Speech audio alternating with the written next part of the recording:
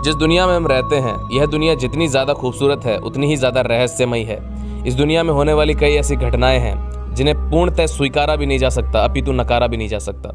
ऐसी ही एक घटना जिसे हम समय यात्रा अर्थात टाइम ट्रेवल के नाम से जानते हैं। विज्ञान की दुनिया में तो नहीं, लेकिन आध्यात्म की दुनिया में आज भी समय यात्रा संभव है। और आज ही मैं आपको एक ऐसी कहानी सुनाने जा रहा हूँ जिसके अंतर्गत आपको पता चलेगा कि एक बच्चे ने किस तरह से फोटोग्राफ के जरिए टाइम ट्रेवल किया। जी हाँ दोस्तों, फोटोग्राफ के जरिए।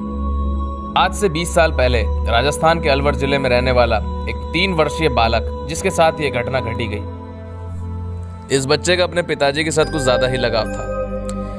वे जहां जहां जाते ये बच्चा उनके पीछे दौड़ा चला आता। एक दिन इसके पिताजी को किसी काम से शहर के बाहर जाना था और एक रात पहले उन्होंने सामान पैक कर लिया था जाने की तैयारी के लिए। पिताजी को कहीं ना कहीं अंदाजा था कि इस बार मैं जहां जा रहा हूं बच्चे को यहां पर नहीं ले जाया जा सकता, लेकिन कुछ ना कुछ उनको ऐसा करना था ताकि बच्चे को पता भी ना चले और वह निकल जाए। लेकिन यह बच्चा अपनी उम्र से थोड़ा ज्यादा सयाना है। इसे कहीं ना कहीं अंदाजा लग जाता है कि पापा जी कल जाने वाले हैं और ये शायद मुझे ना ले जाने की तैयारी कर रहे हैं, लेकिन ऐसा मैं होने नहीं दूंगा।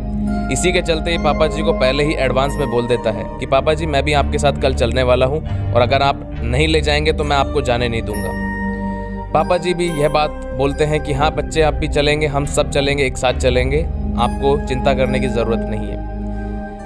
बच्चा काफ़ी ज़्यादा कॉन्शियस हो जाता है, उसे पापा जी की बात पे विश्वास नहीं होता है, तो इसीलिए वो पापा जी के साथ रात को सोता है और बहुत हाथ पकड़ के सोता है। और बच्चा डिसाइड करता है कि मैं सुबह तक सोने ही वाला नहीं हूँ, क्योंकि अगर मैं उठा तो पापा जी नहीं मिलेंगे शायद उसे। बच्चे को कहीं ना कहीं अंदाज़ा था, तो बच्चे ने काफ़ी ट्राई किया, कोशिश की, लेकिन अंततः उसको नींद आ गई।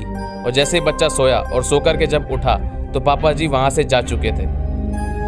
बच्चा काफ़ी ज़्यादा रोया, इतना ज़्यादा रोया कि उसकी तबीयत खराब हो गई।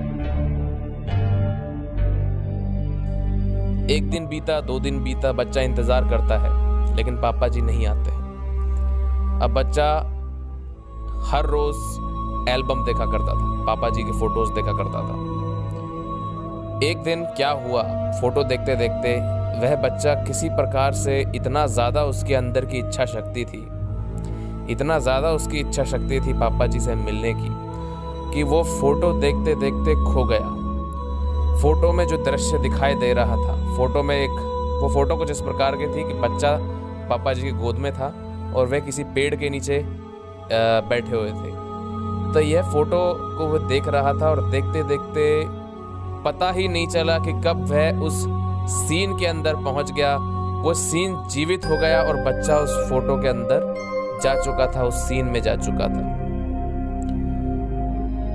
मानो या ना मानो दोस्तों, यह घटना सच्ची घटना पे आधारित है।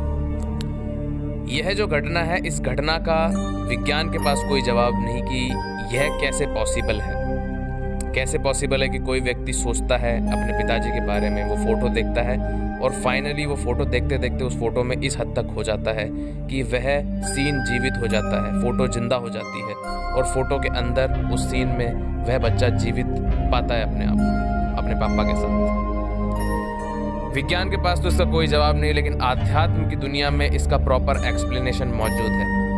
आध्यात्म की दुनिया में अगर हम जाएं तो यहाँ पर हमें पता चलता है कि इंसान के भौतिक शरीर के अलावा भी एक सूक्ष्म शरीर उसके अंदर मौजूद होता है, जिसे हम आत्मा के नाम से जानते हैं। और कभी कभार कुछ घटनाएं ऐसी घटती है जहाँ से हमारी आत्मा हमारे शरीर से अलग होकर के समय के किसी भी हिस्से में जा सकती है, ट्रेवल कर सकती है। तो शायद कुछ ऐसा ही हुआ होगा इस बच्चे के साथ, जो कि जाने अनजाने में उसने समय यात्रा की।